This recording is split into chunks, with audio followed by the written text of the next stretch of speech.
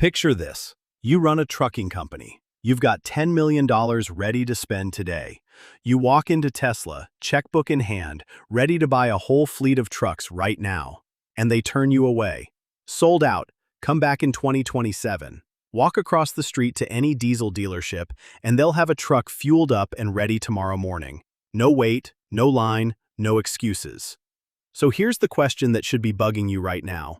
Why would companies like PepsiCo, Walmart, and Bali Express, some of the sharpest, most ruthless number crunchers on the planet, choose to wait 3 whole years for a truck when they could drive off with a diesel today?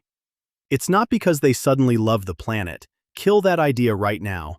This isn't a green story, it's a money story. Cold, hard, spreadsheet money. Tesla just quietly revealed 3 numbers on its redesigned Semi. Numbers that make every diesel truck on the road today look like it's bleeding cash on every single mile it drives. Stick around, because by the end of this video, you're going to understand exactly why the smartest fleets in the country are lining up for a truck they can't even touch for years, and why the guys still buying diesel right now might be quietly signing their own death warrant without even realizing it. Let me show you the first number that just quietly killed the diesel engine. Chapter 1. The Payload Illusion. For years, the diesel crowd had one argument that always worked, no matter who you asked. It went something like this. Sure, electric trucks are nice on paper, but that giant battery pack is dead weight sitting on the frame. You strap something that heavy onto a truck, and by the time you hit the legal weight limit on the highway, you've got no room left for actual paying cargo. Less cargo means less freight. Less freight means less money. Simple as that. It was a fair point. For a long time, it was even true. Early electric trucks really did eat into how much you could haul. It's not true anymore, not even close. At one of the biggest trucking industry events in the country, Tesla let a number slip that should have made every diesel fleet manager in the room go dead quiet. The standard range version of the new Semi weighs in at under 20,000 pounds, completely empty. The long-range version, the one that can go 500 miles on a single charge, comes in under 23,000 pounds. Now compare that to the truck sitting in basically every trucking lot in America right now. The Freightliner Cascadia, the default diesel workhorse that half the industry drives. That thing weighs around 25,000 pounds, empty, before you even hitch up a trailer. Read that again because it matters. The electric truck is lighter than the diesel truck. Not close, not roughly equal, lighter. Let that sink in for a second because the entire electric trucks can't carry real cargo argument just quietly collapsed in on itself. If your empty truck weighs less, you get to fill more of your legal gross weight limit with actual paying freight. Same load on the trailer, same delivery, same check from the shipper at the end of the run. That's real revenue sitting on the back of the truck, not diesel fumes and guesswork. So walk through this with me, slowly. 2 trucks, side by side. Same amount of cargo strapped on the back, same delivery window, same paycheck from the customer at the end of the trip. Except one of them showed up already lighter before it even touched the highway. Which one of those 2 trucks would you rather own if you were running a fleet of 1,000 of them across the country? This is the piece nobody was talking about a year ago. Everyone just assumed electric trucks came with a built-in trade-off. You get cleaner emissions and quieter engines, sure, but you sacrifice how much you can actually haul. That trade-off basically doesn't exist anymore. Tesla engineered it away, quietly, while everyone was still arguing about batteries. And think about how they actually pulled that off, because it's not magic. Every pound Tesla shaved off the frame, off the cab, off the battery housing, is a pound that gets handed straight back to the customer as extra room for freight. It's not a marketing trick. It's basic math that trickles all the way down to a shipper's invoice. A lighter truck doesn't just move faster or handle better. For a company running freight for a living, a lighter truck quietly turns into more revenue on every single trip without changing the route, the driver, or the schedule at all. If you're an owner-operator driving a Cascadia right now, what's your empty tare weight? Do you even believe Tesla's numbers? Drop it in the comments because this math changes everything. And that's just the first crack in diesel's armor, because even if you accept that these trucks can carry the exact same freight, The old-school trucking guys still think they've got one card left to play. Charging time. Chapter 2. Hacking the law. Here's the next objection you'll hear from anyone still defending diesel with a straight face. Okay, fine. Maybe the weight thing checks out. I'll give you that one. But I can fill up a diesel tank in 15 minutes flat. Your electric truck? That thing needs to sit there and charge for hours. That's hours of downtime. That's freight sitting still in a parking lot instead of moving toward its destination. That kills your delivery schedule, and it kills your bottom line. Sounds reasonable on the surface. Except it completely ignores how trucking actually works in the real world, and it completely ignores what Tesla just built. The new Semi charges on a system that can push up to 1.2 megawatts into the battery pack. To put that in perspective, that's an almost absurd amount of power flowing into a single vehicle in a short window. Tesla says the truck can put back around 70% of its battery, good for roughly 300 more miles of range, in about 30 minutes flat. Now here's where it gets interesting. Why exactly did Tesla lock in 30 minutes as the magic target for their charging system? That number isn't random. That number wasn't picked out of thin air by an engineer trying to hit a round figure. That number is a hack. Federal law already requires long-haul truck drivers to stop and rest for 30 minutes after every 8 hours behind the wheel. It's not optional. It's not a suggestion. Every single driver hauling freight across state lines has to pull over and take that break, whether they're driving a brand new Tesla or a beat-up old diesel rig with 400,000 miles on it. So think about what that actually means for the math. The driver was always going to stop. The driver was always going to be sitting there, parked for 30 minutes anyway, using the restroom, grabbing a coffee, stretching their legs, checking their phone. That downtime already exists. It's baked into federal law, whether Tesla ever built a single truck or not. Tesla just made the truck charge during time that was already being spent doing nothing. The driver pulls in, plugs in the truck, walks off to grab a coffee and use the restroom, which they're legally required to do anyway, no matter what they're driving. And by the time they walk back out to the truck, the battery is basically ready to roll again. So now flip the comparison around and look at it honestly. The diesel truck fills up in 15 minutes, sure, that part's true. But the driver still has to sit there for the rest of that mandatory 30-minute break because the law doesn't care how fast your tank filled up. The clock doesn't stop just because your fuel gauge hit full. Meanwhile, the electric truck is charging through that exact same forced break, from the very first minute to the last, and comes out the other side with a full battery instead of a half-empty one. Diesel's one big remaining advantage, fast refueling, just became functionally meaningless. The electric truck didn't need to charge faster than diesel refuels. It only needed to charge as fast as the law was already forcing every driver to stop, regardless of what they were driving. That's not really an engineering coincidence when you think about it. That's Tesla designing their charging system around federal regulation instead of designing it purely around raw battery physics. It's almost sneaky if you really sit with it. Now, weight is basically a wash. Charging time is basically a wash too. So where's the actual advantage for electric, the one that's supposed to make all of this worth the wait? That's where the comparison stops being close and starts getting genuinely brutal. Chapter 3. The lethal spreadsheet. This is the part that actually explains why diesel is on its way out for good. Not because of weight, not because of charging time, because of what happens when you run the real numbers over hundreds of thousands of miles, year after year. Independent fleet trials, the kind of unglamorous real-world tests that companies like DHL run for months before they ever bet millions of dollars on new equipment, have clocked the Semi's energy use at somewhere around 1.6 to 1.7 kilowatt-hours per mile. That's while pulling a fully loaded trailer at the maximum legal weight of 82,000 pounds. Not empty, not lightly loaded for a press demo. Full weight, highway speed, real freight on real routes.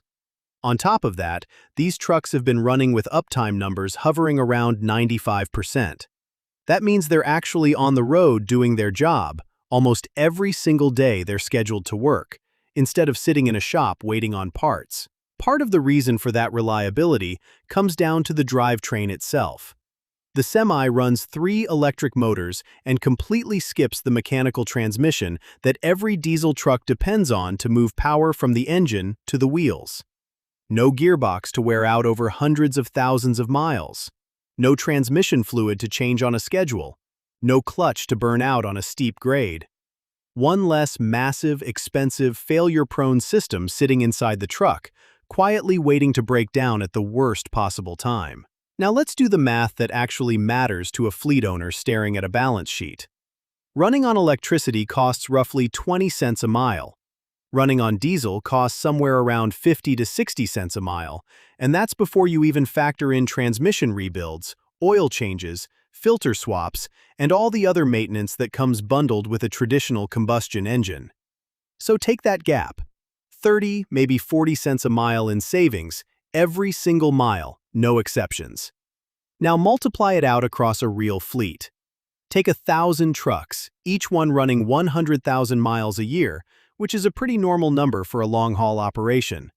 Do that math, and you're looking at tens of millions of dollars in extra profit landing in that company's pocket every single year. Not from selling more freight, not from raising prices on customers, just from switching what's powering the truck underneath the driver. Now ask yourself the question that should actually keep diesel-only operators up at night.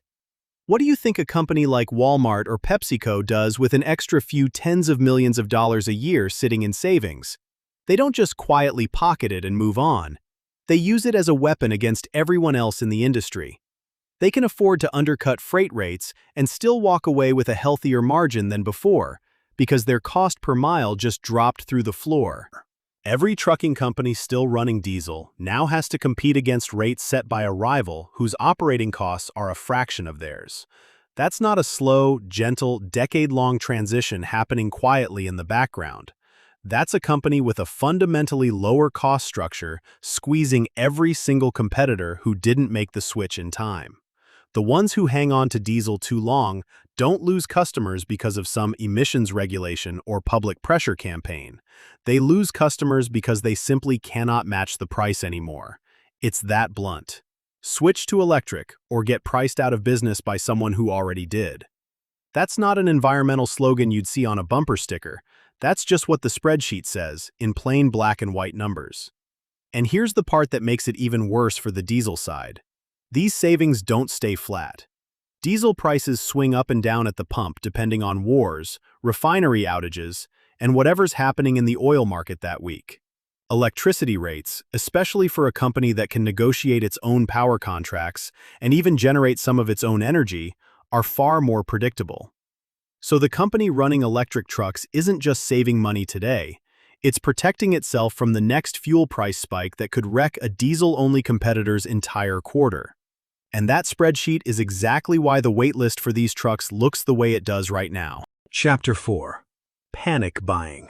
So now we get to the part that actually explains the title of this video. Why is Tesla backlogged all the way to 2027?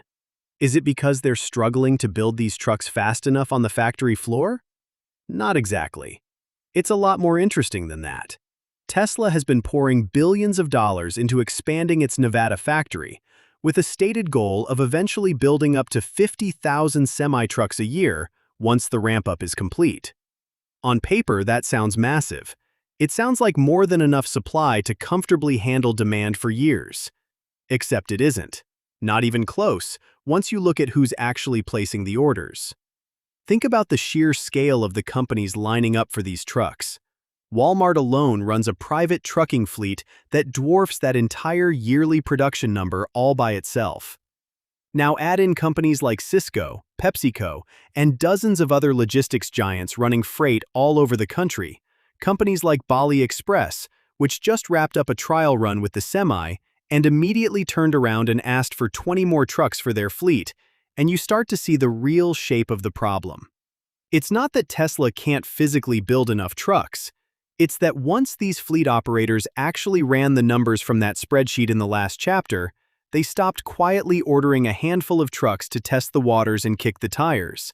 They started trying to buy as many as they possibly could, as fast as they possibly could, before anyone else could beat them to the front of the line. That's what a backlog stretching all the way to 2027 actually means. It's not a supply problem sitting on Tesla's side. It's a demand explosion sitting on the customer's side.